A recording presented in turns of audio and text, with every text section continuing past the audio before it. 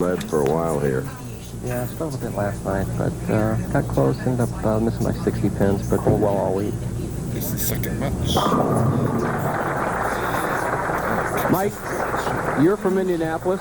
George Branham's from Indianapolis.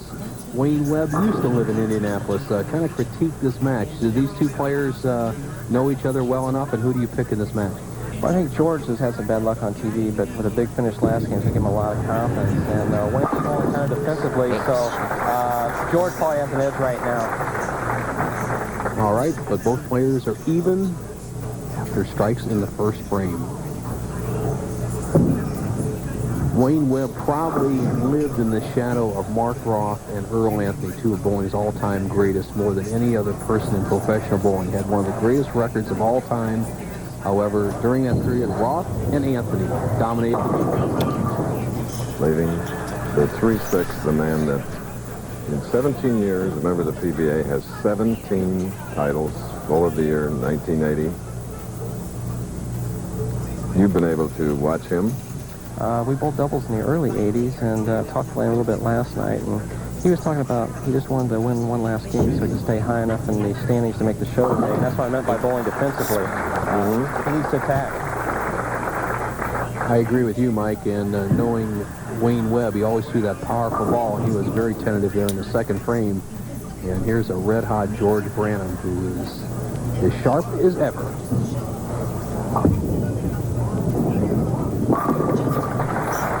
Looking great. Double now for Branham. Strike and a spare for his opponent, Wayne Webb.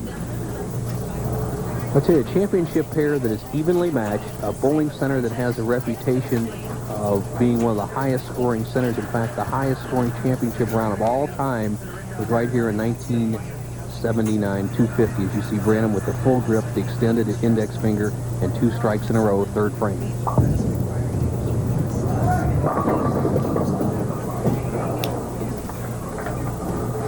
Mike Albee seemed like he lost that ball at the bottom of the swing, just a pinch. Yes, that's the first one, and he's really lost off his hand. As you see the ball coming in just a little bit late, by not catching it all, didn't quite get all the way up in the pocket, and the 6 couldn't take the 10 out. Good point. Lift is what takes out the 10.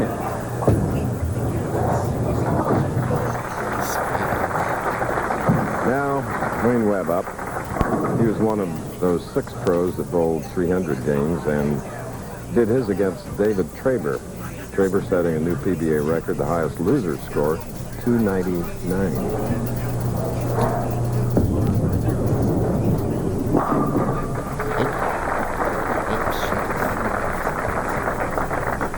Wayne Webb holds the ball much higher than he used to, has changed his timing a little bit, has a full push away. Good solid position here, good solid position here, and drives through the ball. Gets a little closer to the foul line than he used to be. He used to be about 2 feet behind the foul line, much like the great Don Carter. Webb with the longer push away, more ball speed, now is closer to the line, can take the lead with a strike and a 4. And the 1980 Firestone champion has doubled here in Fresno, California. 30 years ago, this tune rose to the top of the charts. When Liberty Valance walked around, the men would step aside. Pro Bowlers Tour next Saturday.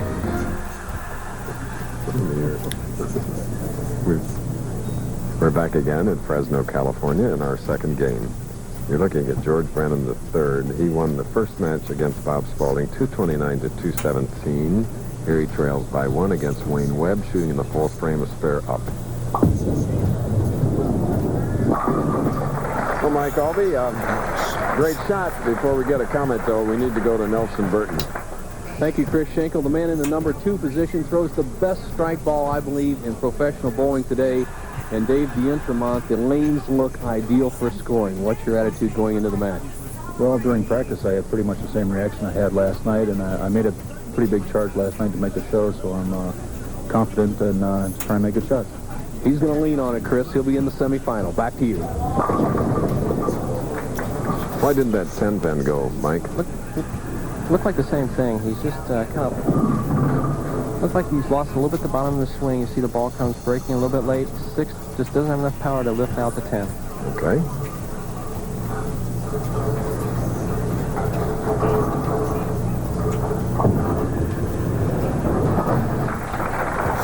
Well, another spare for George Branham. 2 strikes working now for Wayne Webb. Shooting in the 5th frame of our second match as tournament leader Mark McDowell and Dave DeAntrama continue staying loose. That's why you hear the pin fall.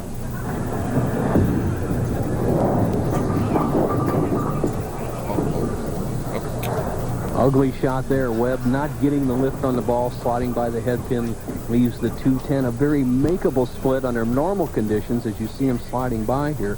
But a little tougher split to make on this lane condition as there is a kind of a heavy concentration of oil in the center of the lane. Hard to get the ball left. Oh, yeah. That's one way. Mike Albee turned to me and said, big break. Watch this. This is how the 7-10 split is converted also for you folks, where you get a good kick off the kickback. It's 29 inches from the end of the lane to the kickback, which stops the pins. And if you catch it just right on the up plate of the kickback, the pin will come back out. Great break for Webb. Mentally,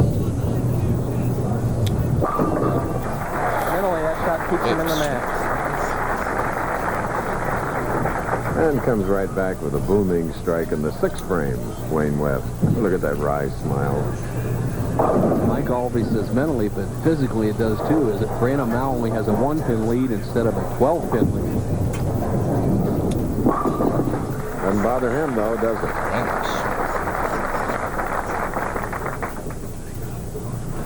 Mike, you're a native of Indianapolis. You married a California girl, however. Yeah, just from Northern California, Monterey. Tammy's from, and Christopher were down yesterday to watch, and back to Sacramento today. Keep them on the road as much as you can. Yeah, they're out with me every week. The onlyest way is to stay back home. Only way to go. For George Branham, 7th frame can make it an 11-pin lead with a strike.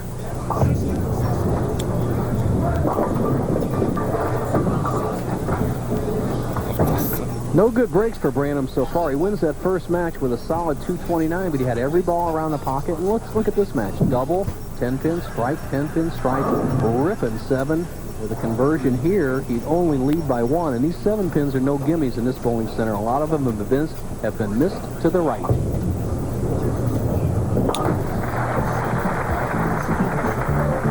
We're at Cedar Lanes in Fresno for It's Open, 17th time. And Did You Know is coming up. Look at that one. Saturday on ABC's Wide World of Sports. Mark McDowell, the reigning president of the PBA, is our tournament leader. And speaking of presidential things in the PBA, our guest commentator, my fellow Hoosier Mike Albee, is one of the candidates for president of the PBA, Bo. You're right. He's with Ernie Schlegel and David Houston. And quick question, Mike Albee, what would you like to see happen if you become president of the PBA? What are the key issues? Well, I think the key things are the communication between the front office and all the players from the seniors, regionals, and national tours all stick together and make bowling #1 sport. Good point, good platform as Wayne Webb once again slides by on the right-hand lane. Well, at least there's one presidential candidate that has a platform. That up, boy, Mike. Webb sliding by, 2-4-5. Once again, kind of a tough spares on the left side here. You got to guard against the chop. Okay, Wayne Webb has picked up a new hobby. And he's looking for challengers. A little while back, I started arm wrestling just for fun, and I started beating a lot of people, and then I started picking on a lot of people bigger than me. And in Denver last year, they had a tournament right next to the hotel we were staying at. Played in the tournament and came in second in the regional division. So I've been arm wrestling a lot of big people. You're next, Bo. Well, I don't want any part of him. I've tried arm wrestling. He weighs about 170 pounds, and those short arms are hard to bend. It's like a big tree, Chris. You throw a rope around the top of a tree, it's easier to bend over, but a short tree is hard to knock down. Right now, Wayne Webb's got 2 pins in front of him and 3 pins in arrears here through 8 frames.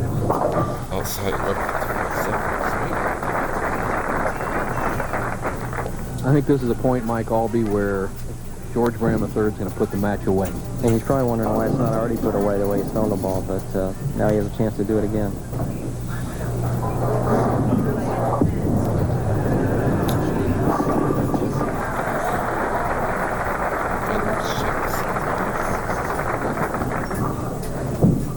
scene is set for Branham. He leads by 3 despite never missing the pocket so far in 1 game and 8 frames.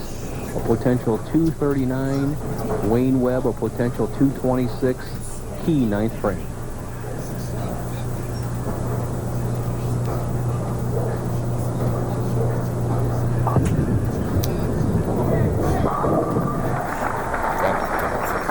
Much smoother release that time. He didn't try to go after it and jump on it. The ball rolled much smoother, and that's why he carried all 10. Got that extra wrist cock and has put the pressure on a good clutch player, Wayne Webb.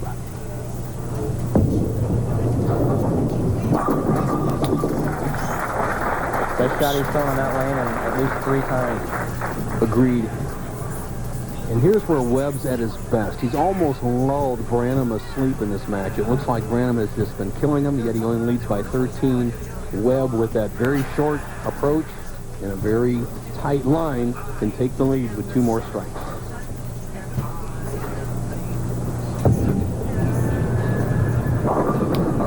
The 6th man to reach the $1 million mark in professional bowling earnings, Wayne Webb.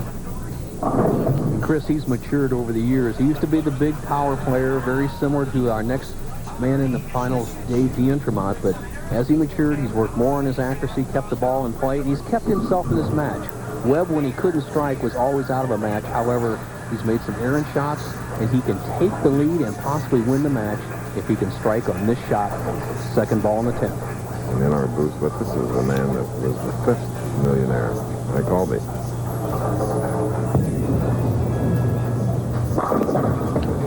Great shot. Boy, oh boy, showed no emotion, Chris Schenkel. Could have taken the lead.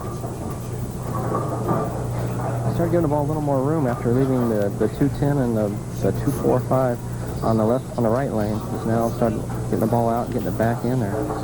Might be too late. A native of Rehoboth, Massachusetts. And Mike, that's a little town next to Seekonk, where there was Seekonk Speedway, and I used to announce midget races there, you being the greatest fan of the Indianapolis 500. George Branham needs a mark, 17 pins in the 10th to win the match. See, Wow. George making just tremendous shots. He really hasn't thrown a bad shot yet at all. He's lost a couple off his hand, but they haven't hurt him at all. Nothing but good shots from George. Good point, Mike Albee. George Branham in 2 games, 5 10 pins, 1 7 pin, 1 4 pin, all the rest strikes. And he's throwing 22 consecutive balls in the pocket. He has this match in hand. Like his victory over Bob Spalding, finishing strong here at Cedar Lanes in Fresno, California. Possible 239 to go along with the 229 he opened with. This next match, Chris Schenkel, I'm looking forward to. Dave D'Entremont, Mr. Strike on the Pro Bowlers Tour, coming in the semifinal against the red-hot Branham.